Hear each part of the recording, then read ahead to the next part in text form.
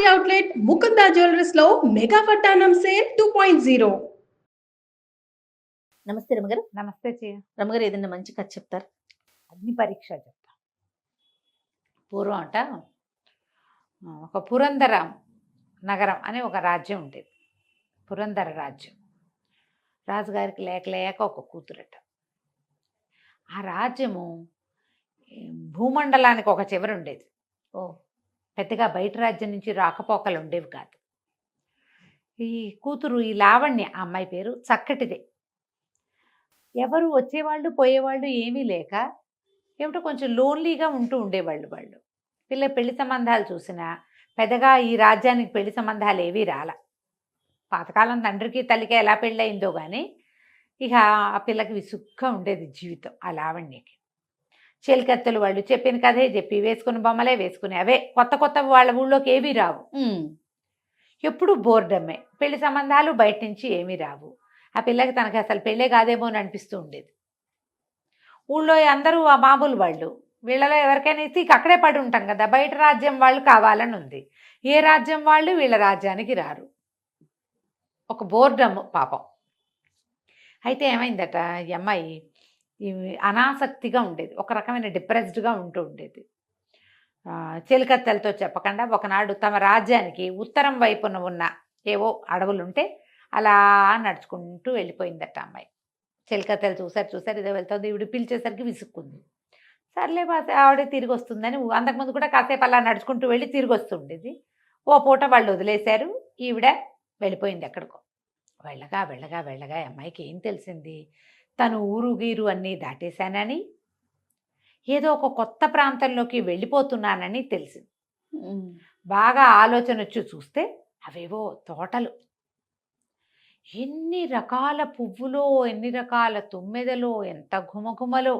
తను చూసినవి తను ఎరిగినవి కాదు. ఊరికి ఉత్తరంగా ఉంది. సరే, ఇదంటే ఇది భూమి తాలూకు చివరి భాగం అనమాట. ఇంకంతే చెప్పుకోవాలి. ఇక ఏం చేసింది, ఒక్కో పువ్వు దగ్గరికి వెళ్ళి చూస్తుంది. ఓ పువ్వు అంతుంది, ఒకటి ఇంతుంది, రంగులు, పువ్వులు, వాసనలు, వాటి మీద ఉన్న పుప్పొడి అన్నీ వింతగానే ఉన్నాయి. ఒక్కో పువ్వు చూస్తూ వాటి మధ్యలో తిరగటం మొదలుపెట్టింది. తేనెలు తాగుతూ తుమ్మెదలు. ఎంత కళో, అసలు మనుషులు తిరిగే చోటల్లే లేదది. అయితే చూసి ఇంకా వెళ్ళిపోదాం, 2 పువ్వులు కోసి తల్లో పెట్టుకుందామని ఓ పువ్వు తెంపంగానే ఎవడో ఒక యువకుడు గర్జిస్తూ, ఎవరది పువ్వులకు వస్తోంది అని పరిగెత్తుకుంటూ వచ్చాడు. అతనికి చొక్కా లేదు, పంచె కట్టుకుని ఉన్నాడు, బలశాలిగా మగవాడు. అడిలిపోయింది అమ్మాయి.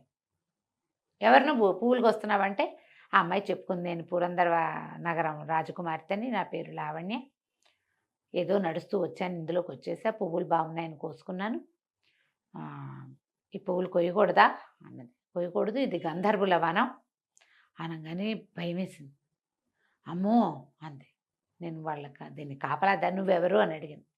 నేను ఇక్కడ కాపలా ఉంటాను, పువ్వులు గంధర్వులు తప్పిస్తే వేరే వాళ్ళు కొయ్యకూడదు, పోనీలే ఇంత దూరం వచ్చావుగా తీసుకో అని 2 పువ్వులు ఇవ్వబోయాడు. నువ్వెవరు నేను ఇక్కడ కాపలా ఉంటాను అన్నాడు. గంధర్వుల వనానికి కాపలా ఉండేవాళ్ళు గంధర్వులేగా. అంతే. భయం వేసింది అమ్మాయి. గంధర్వుల మీద చాలా కథలు చెప్పుకుంటారు వాళ్ళ ఊళ్ళల్లో.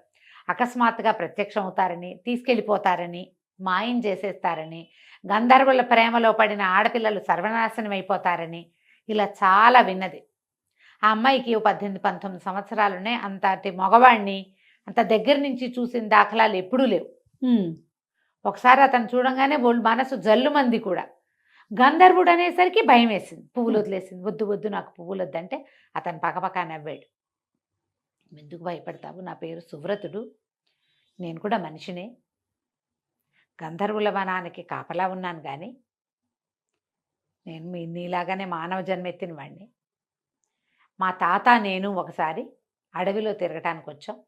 దీని తర్వాత అంటే ఈ పురందర నగరానికి అవతల పక్కగా ఉన్న నగరానికి రాజుగారి మనవడు మా తాత నేను కలిసి ఇక్కడికి వచ్చాము.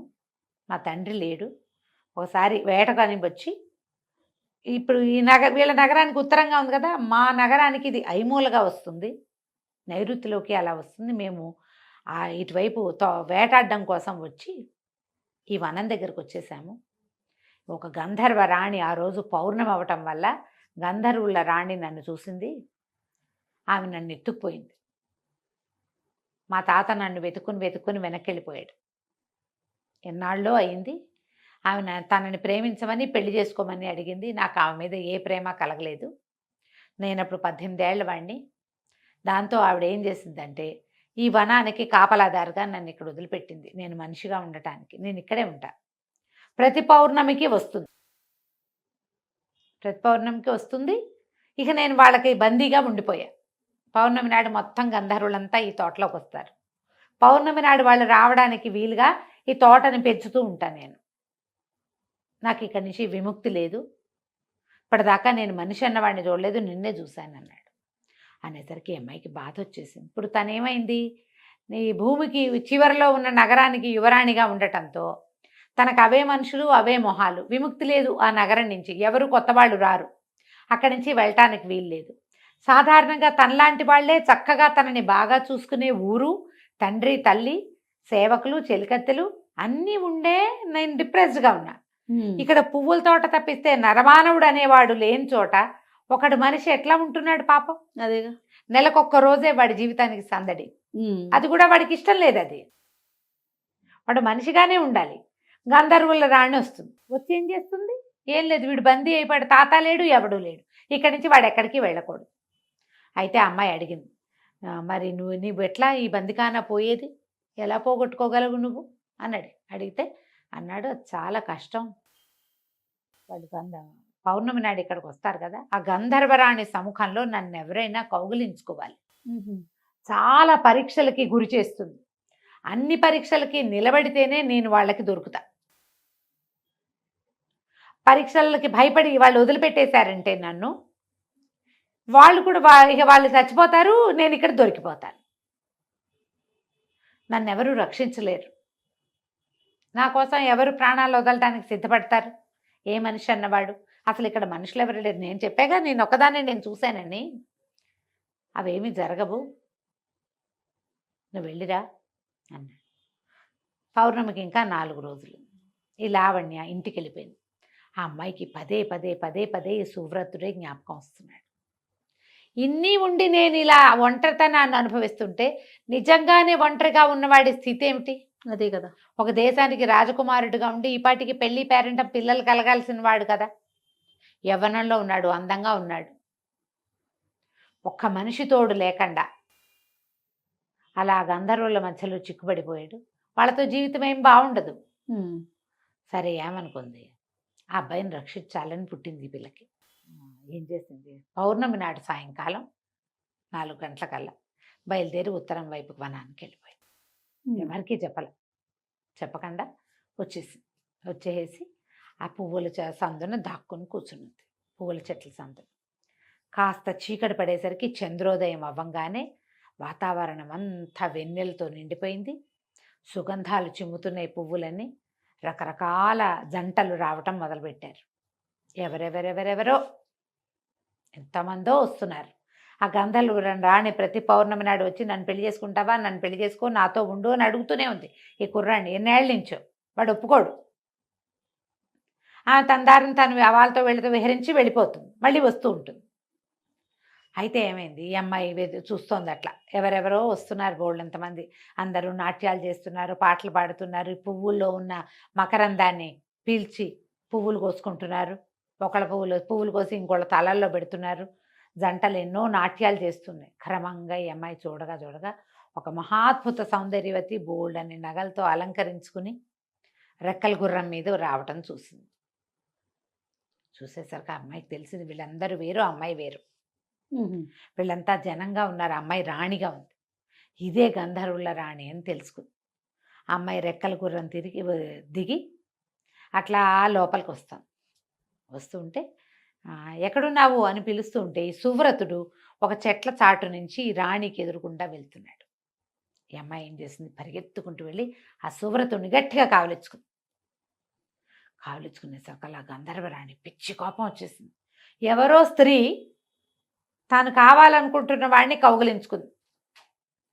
వెంటనే ఆవిడ ఎలాంటి మాయ చేసిందంటే ఈ కావలించుకుంది కదా ఈ అమ్మాయి 2 చేతులతో హగ్ చేసుకుంది.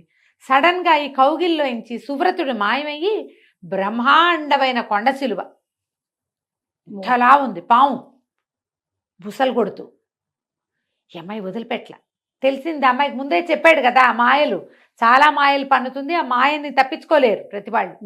అమ్మాయి కళ్ళు మూసుకుంది, కృష్ణ కృష్ణ అనుకుంటూ భగవంతుని తలుచుకుంటూ అట్లాగే కావలించుకుంది. చాలాసేపు గడిచింది. ఈ అమ్మాయికి ఆ మెత్తటి పావును కావలించుకున్న ఫీలింగ్ తెలుస్తూనే ఉంది.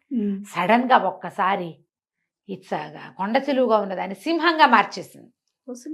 సింహం గర్జిస్తోంది, దాని జూలు అది నోరు తెరిస్తే దాని నోట్ల నుంచి ఒక వెగటైన వాసన, మాంసప్ప వాసన వస్తుంది. అయినా సరే ఆ సింహాన్ని కౌగిల్ నుంచి వదలలేదు ఈ అమ్మాయి, వదిలిపెట్ల. ఎంత కేకలు పెట్టిద్దో, అరుస్తూనే ఉంది ఆ సింహం, గర్జిస్తూనే ఉంది. ఈ అమ్మాయి కూడా అరుస్తూనే దాన్ని అట్లాగే కావలించుకుని ఉంది, వదిలిపెట్టలేదు. సువ్రతుడే వీడు, సువ్రతుడే, సింహం కాదు సింహం కాదని చెప్పుకుంటోంది తనకి తనే. ఇదంతా మాయ, ధైర్యంగా ఉండాలి ధైర్యంగా ఉండాలని చెప్పుకుంటూ అలాగే వదిలిపెట్టదు అని ఉన్నట్టుండి ఏమైందో తెలుసా, ఆ సింహం మారిపోయి కాలిపోతున్న ఒక ఇనప స్తంభంగా మారిపోయాడు ఆ సువ్రతుడు. ఆ ఇనప స్తంభాన్ని కౌగిలించుకుంటే ఎలా ఉంటుంది, కాలిపోతుంది. ఒళ్ళంతా మంటలు, మండిపోతోంది. చర్మం ఉడికిపోతున్నట్టు, కండలు ఉడికిపోతున్నట్టు, లోపల వక్షస్థలం కాలిపోతోంది, చేతులు కాలిపోతున్నాయి. ఆ అమ్మాయి అలాగే దేవుడా దేవుడా అనుకుంటూ కౌగిలించుకుని వదిలిపెట్టలే. చాలాసేపటికి ఆ కాలిపోతున్న ఒంటితో స్పృహ తప్పిపోయింది. స్పృహ తప్పి పడిపోయింది లావణ్య. ఆ అమ్మాయికి స్పృహ వచ్చేసరికి తన కౌగిల్లో సువ్రతుడు ఉన్నాడు, వాడికి కూడా స్పృహ లేదు. తెల్లారిపోయింది తెల్లగా. పొక్కలు మామూలుగా పువ్వులు పూసి ఉన్నాయి. ఆ తోటలో ఒక్క గంధర్వుడు లేడు. ఇది సాయంకాలం వచ్చింది అమ్మాయి, తెల్లవారేదాకా ఇక్కడే ఉంది. ఎప్పుడైతే రాత్రి 12 గంటల వేళ యువరాణి ఇంటికి చేరలేదు అని తెలిసిందో, రాజు కొంతమంది భటులు వెతుక్కుంటూ వచ్చారు. వచ్చేసరికల్లా ఇక్కడ ఈ స్పృహ తప్పి పడి ఉన్న రాకుమార్తె, ఆమె కౌగిల్లో ఉన్న సువ్రతుడు కూడా కనపడ్డారు వాళ్ళకి. వాళ్ళు నీళ్లు చల్లడంతో ఈ అమ్మాయికి మెలకు వచ్చింది. లేచి తండ్రి దగ్గరికి వెళ్ళింది. తండ్రి ఆశ్చర్యపడి, ఎవరు ఇతను, ఇక్కడికి ఎందుకు వచ్చావు, ఎలా వచ్చావు ఏంటంటే, అప్పుడు ఈ సువ్రతుడి జరిగిందంతా చెప్పాడు.